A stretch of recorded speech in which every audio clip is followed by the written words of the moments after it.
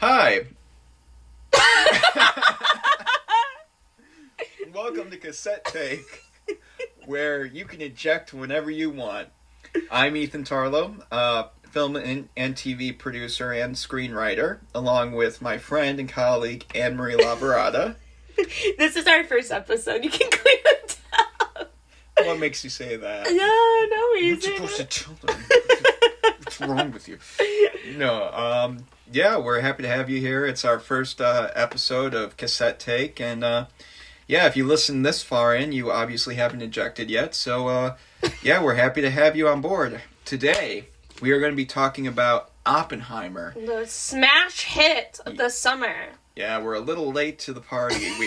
We know it's probably practically done with its theatrical run, but who's to say that we are not ahead of the VOD release? So, well, also though, is it going to be done? Is it going to be re-released because of the writers and actors strike? Like, the possibilities of it being re-released in theaters are pretty high, I would say. yeah, whether it's the re-release, the 70mm versus the IMAX versus regular versus 70mm IMAX, we're going to talk about all that. However, first and foremost, we should talk about what we thought about the movie in general. Yeah. So, I'll let you go first, Annmarie. I think it was horrible. No, I'm kidding. No, I think it was a really good film. I think it's one of Christopher Nolan's best films. It's so unique and different from his other films, too, like Tenet or Inception or Interstellar and all that. And I think he just, like, he got it, like, right away. Like, something about it, the way he captured the audience right away. We both went out of this film walking, like, oh my god, like, that actually happened. Like, that was insane. And it captured the visual elements of it. So, I think, if we're doing a rating system, I think it's a really good movie. So. Okay. Yeah. We actually do have a video up on Annmarie's own individual YouTube channel. Yes. It's her name, Annmarie Lavorada. And we actually did have our out-of-theater reaction. We did the Barbenheimer experience, which was one hell of a time. You're actually wearing your Barbenheimer shirt. I am, for this recording. Yeah, you can't see it. I mean, I can with my eyes it's and so such. pink. But, yeah, it's all sparkly pink, but all surrounded by darkness. So, you know, it's just an existential shirt in the form of thread. Like, it's great. So, anyway. What did you think about this? What I thought about Oppenheimer. So, a little context here. As soon as it was announced that Chris Nolan was doing a biopic on Robert Oppenheimer, I was on board from the get-go. I was so, because I'm a big history buff, you know that. Yeah. And, you know, you combine that with my love for cinema, and it's just such a match made in heaven. You know, you and I were talking about this the other day, Annmarie, that Chris Nolan is so, like, involved in sci-fi and all that, and, like, action and, like, the visuals. And I'm heard that, and I just immediately thought of, like, well, what if he could bring that intensity and all that, and, like, focus it on the emotional weight, and, you know, use those IMAX cameras and all that to focus on these actors and, like, these people. It's on, like, the performances more. Like, his other films are very, like, the performances are great in his other films. Like, not, like, to knock off any of the other performances, but this one relies on that. Yeah. Like, very heavily, because it is so psychoanalyzed and everything. Where if it was just, like, another Tenet or Interstellar, like, those rely more on the visuals. Yeah, and, you know, immediately with that in mind, I was, like, hyped for this movie. This was my movie of the year. If a Star Wars... I'm a big Star Wars fan. I love me some George Lucas content, right? Even if it's Disney, you know, I'm all aboard for Star Wars. But this was it. This would be my number one movie of the year. And honestly, the fact that this movie, when I went to go see it on Barbenheimer Day, Barbenheimer Day 0,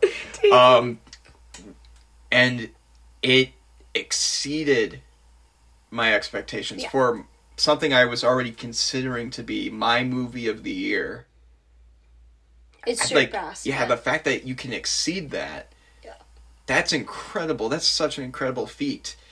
And the fact that Nolan was able to do that, and I don't know, I was absolutely dumbfounded after this movie and so like destroyed emotionally afterwards. But yeah, I loved it. I thought it was a perfect movie. Of course, by perfect, no movie is truly perfect. There's always the flaws in there, but there's, I think, like in the grand scheme of what we do label typically as a masterpiece, a magnum opus, or perfect, I think Oppenheimer definitely takes the cake and deserves that label. And I think a lot of people walked out of that film being like, this is my favorite movie of him. And you, like, I know I like numbers and all that because I think it tells, like, people speak to Hollywood through their wallets. This is insane. Like, 777 worldwide. Like, that's insane because this movie, like, it was not projected, like, 30 million opening day or opening weekend. Like, 30, 40 million. And now it's at this. Like, I don't know if it was the writer strikes, the actor strikes, or what. But, like, this movie shouldn't have done this well. No, I think it was... I think word of mouth is always the biggest thing, no matter what movie it is. But I truly think, like, the Barbenheimer effect really was the big catalyst behind it. As soon as, a lot of people on other podcasts that you and I listen to, they talk about how no one predicted Barbie or Oppenheimer could have, made it this far, with the numbers. And I'm like, I don't know, man. You got... like the amount of talent and the caliber of these projects that are are coming forth, and they're collaborating together from two different studios, and the marketing ploy behind it was so brilliantly done. I think a lot of people do truly underestimate the power of social media marketing, and how that can truly bring in the people, and like how it's not only about giving the movie attention, but the people that go to see it, they want attention too, and they feel like if they're a part of this, they're a part of something greater. Yeah. And that truly does, I think, rake in those numbers more so than, your other average movie with, average marketing. It's honestly such a snowball effect, too. Like, Barbie, like, how many people this was a stat that I heard, like, so many people couldn't go to Barbie, so they went to Oppenheimer, too. But, like, again, I think this is the better movie. I know we're not talking about Barbie today, but, like, again, Oppenheimer I do think was the better movie because... the marketing, word of mouth, and all that. Like, that countdown clock, remember that? Like, that was, like, the first trailer. It was like, oh my god, like, this is happening and everything. What was your, like, favorite moment of this film? Because I know we had talked about it, like a scene that you're like, oh, this is awesome. Like... the moment I would say would be, like, my favorite. Like, obviously... you got the bomb scene, which was excellent. Like, I love that. But I don't even think that's the best scene, though. Yeah, and here's what I would say. My favorite scene in that movie would probably be when... and spoilers, by the way, if you haven't seen the movie, I'm not sure. Like, I mean, it's history. The bomb goes off, what? guys. Who knew? But... I'm not sure that whole dynamic with spoilers in history movies. Who knows? I'll leave that to the, public. We'll discuss it next time. Yeah, who knows? But, no, there's a scene in the movie in which it's after the bomb goes off, and it's in the room, that really kangaroo court situation that they put Oppenheimer in. And they're really pushing him, and he himself, is looking like his own bomb is going to be going off, and the practical visual effects used in that scene, like with the lights when they shine it down on them, and it makes it feel like that the set's rumbling, and like the bomb, you might hear that loud sound effect again. Yeah. And you're just waiting for it, and the fact that Oppenheimer just holds it all in and sucks it in, and there's no sound after that, and just like slowly mellows out, like that. I thought that was such, like, a microcosm for what a true gent that Oppenheimer was. Yeah. I mean, he was cocky and naive, obviously, in the beginning of the movie. But, at that point in his life, it really did show his development. Yeah. It's still crazy to think about. Like, there's no CGI in this. Like, that's crazy. Like, how does one... It's Christopher Nolan. It's just him. He knows what he wants and all that. But I just think this movie is just... It's brilliant. I would love to talk about the editing of it, just because as someone who loves editing... what was her name? Oh, I'm so sorry. The editor. Jennifer Lame? Yeah. She, like... one person. Like, that's insane. Like, credit to you, Jennifer. You're probably not getting as much credit as you deserve, but I'm gonna give it to you. Like, this movie's so well edited. It's so, like, performance heavy and all that.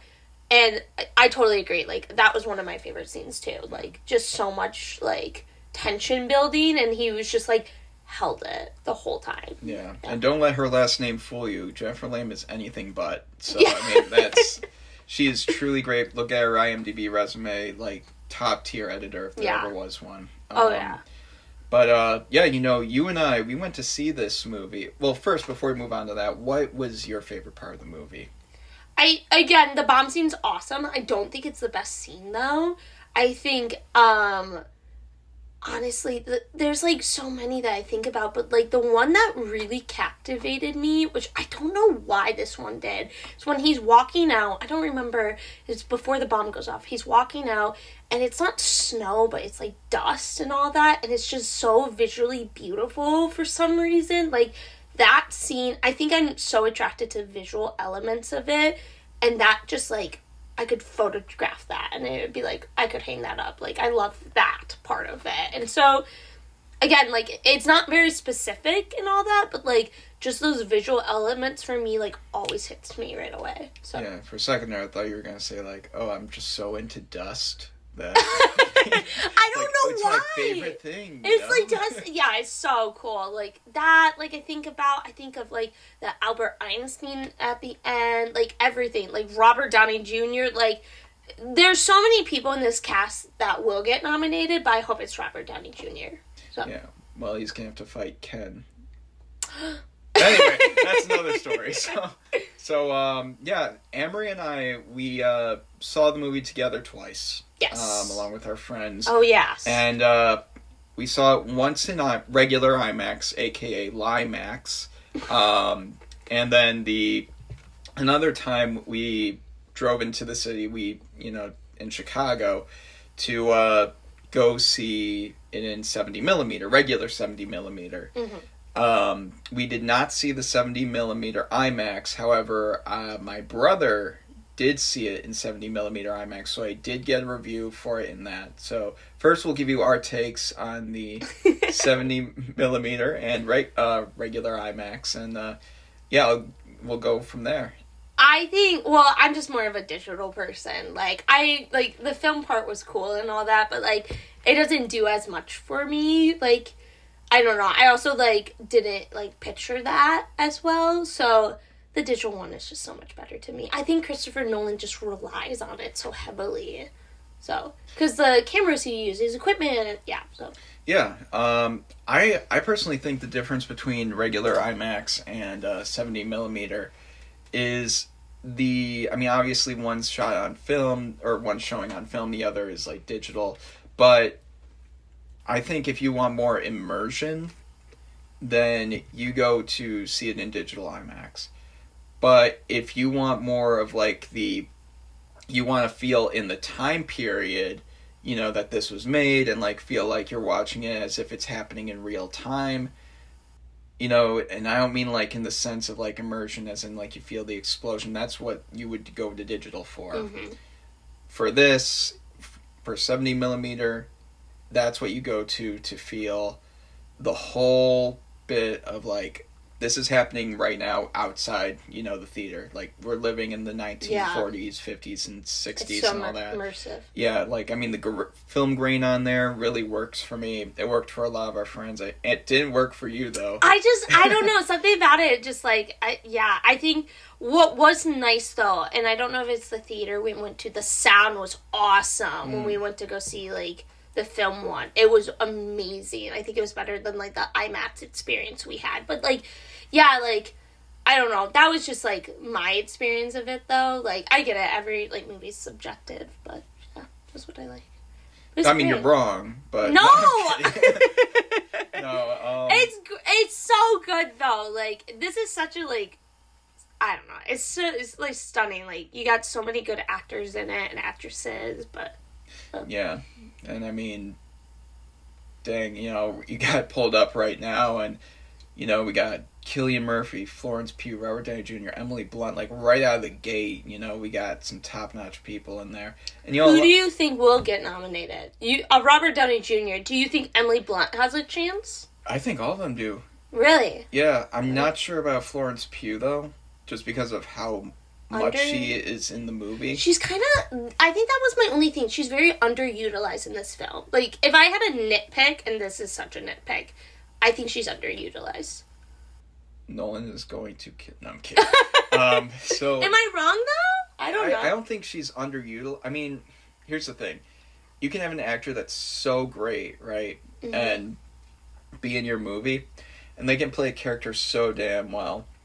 But in that movie, if their character is only around for so much, and that is just how the story works, then that's how it worked. Like, they did the job, and they were utilized to the best of their ability. Yeah. Now, I do get where you're coming from on that, though, because, you know, Florence Pugh and her talents, you would think, like, you think full movie. She needs to be there every frame. We need Florence Pugh. Girl, I hope you got your bag. That's all I'm saying. Maybe not necessarily, you know, riding Cillian Murphy the entire 3 hours, but, you know, I bet a lot of her stuff got cut. I think this movie was 4 hours, and they cut, like, an hour of it. You know, that's what you said at first, but then I actually heard an interview with Cillian saying that, like, no, everything that's in the script, you know, it? Yeah, on screen. Like, Nolan had a very specific vision for this, and it shows. It really does show. Yeah. But yeah, I personally would prefer between them all, right? The 70 millimeter experience for the second viewing, first viewing with regular IMAX. You have to. I'd say you have to see them in both. You know, but if you want the full experience, and this is where my brother's review comes into play, so the thing is, with 70 millimeter IMAX, there's only, like, 19 theaters in the entire U.S. that... It's so sucky, too, because none of them are in Chicago, and you would think one of them would be in Chicago. We used to have one in Chicago, but... Bring it back! Yeah, it was, like, on Navy Pier, but... That'd be so cool. Yeah, closest one now is in Indianapolis at, like, a museum. Yeah. We were considering going down there, but our schedules just didn't line up to do it. And, but my brother lives in Dallas, and he was able to go to the theater that they had there with the IMAX 70 millimeter. I told him, hey, bro, you know, you gotta see this for me. Yeah. If I can't go see it, you know, I need you to do it. And he's like, all right. He bought that ticket, and then he also bought the regular IMAX ticket, and went to go see it that first, and he enjoyed it, and he's like, okay, I'll look forward to it. He sat second row. That's insane. Second row with that giant-ass screen. And I was expecting him to say, like, oh, it looked like the Giga Chad meme, you know what I mean? Yeah. From his perspective. But did he like it? Oh my gosh, he said, yeah, like, if you're gonna go see it, that's how you see it. Second row, though? Yeah, second row. I was shocked. Like, I was expecting, like, some sort of, like, oh, you know, I'm so glad I saw it in regular IMAX because this was terrible. Yeah. But, like, no, it, from second row, and, you know, arguably if you're even in first row, probably, you know, judging from that review, I remember when we went, and there was one person in the front row, I'm like, that sucks. But if it, like, from, I don't know. Yeah, I can't imagine sitting, like, front row. No, me either. Like, the only time I did sit front row in a movie theater was when I went to see Justice League with our buddy Steve. Like, Joss Whedon's Justice League. And it was the only seats available in the theater. We sat front row for that whole time. And our necks afterwards, like, I mean, you need it. I'm like, it made you wish that there was an emergency chiropractor on standby in the theater, you know, right afterwards. But, it was horrible. And the movie wasn't good either. So, you know, so it was not. Both. Yeah, but, no, it's IMAX 70 millimeter. If you are able to, that is the way to see it. After that, 70 millimeter would be the way to go, in my opinion. Yeah. Annmarie would probably say otherwise. And Yeah, she's going to say otherwise. I don't know. It's great. Like, this film is really good, and I know we keep saying that, but, like, there's so many components of it. Like, I'm not a huge music person. Like, I don't really notice the music. This one, I noticed the music. I was like, whoa, like... There's actually a song or a piece in here called, Can You Hear the Music? I heard it! So I guess that answers that question. I loved it. No, that part of it, it's... Yeah, Ludwig Göransson, Yeah. Great job. Yeah. Mandalorian, Black Panther. I Yeah. don't know. Oh, okay. Yeah, he's a killer in regards to music. Yeah. This film, I'm so happy. I looked up the budget, too, and I know movies have to make, like, 2.5 of what they... So it's, like, I think it was $100 million to make, so it needs to make $250 million, which it, like, surpassed, which I'm so happy about. Marketing and all that. I'm so happy for Christopher Nolan, because I feel like this was such a, like, dream project of his. Like, I'm sure you've heard the story that, like, Robert Pattinson gave him the book American Prometheus, yeah. on Tenet, and he was like, oh, I'm going to do this. And, like, Christopher Nolan got screwed by Warner Brothers and all that, and for him to be like, nah, I'm going to, like, just go make a movie is, like, awesome. And it's so different. Like, again, so different from, like, Tenet, Inception, everything else. I do like Inception more, but, like, I think this is great, too, so. Yeah, I mean, this is my favorite movie of the year. This is my favorite Nolan movie. The year's not done yet. Shut up. It probably will be, though. Honestly, yeah. like, I don't know. When you have a movie that, like, exceeds my expectations as much as it did, and when it was that high up already, like, is that even possible? Like, to have a better movie than that? I mean, the only other possible movies that have any chance of doing that are Dune 2, but... Which isn't coming out this year. Yeah, now that's going to be 2024. It's fine. Yo, pay your writers, pay your actors, pay them. You're willing to hire a PR firm, like, We're talking about Oppenheimer. We're talking about back on track, I'm sorry. But, anyway. No, it really, like, I think a lot of people were very shocked by it. Because, like, again, it was not expected to do, like, this well. And I don't know if it's the Barbenheimer effect. I don't know. But I think this could definitely re-release in November and take up those IMAX theaters that Dune was supposed to take and make maybe $100 million more. It probably could. Oh, it definitely could. Yeah. I mean, re-releases, I actually saw someone on Twitter, X, formerly Twitter, post the other day that Jurassic Park's re-release, like, made hundreds of thousands of dollars. Really? Its re-release. And, like, how re-releases are better than remakes. I think that would definitely be for an interesting topic for probably our next episode. But, re-releases or remakes? Yeah, exactly. Which one's better? But, That's true. Yeah, overall, I believe we both loved Oppenheimer. Yes. No matter what format we saw it in. Yes. And it's obviously a lot of you guys loved it as well. I mean, the numbers don't lie. The numbers do not lie. And, well, I just hope that Nolan's next project, which, crossing my fingers, hopefully it's James Bond.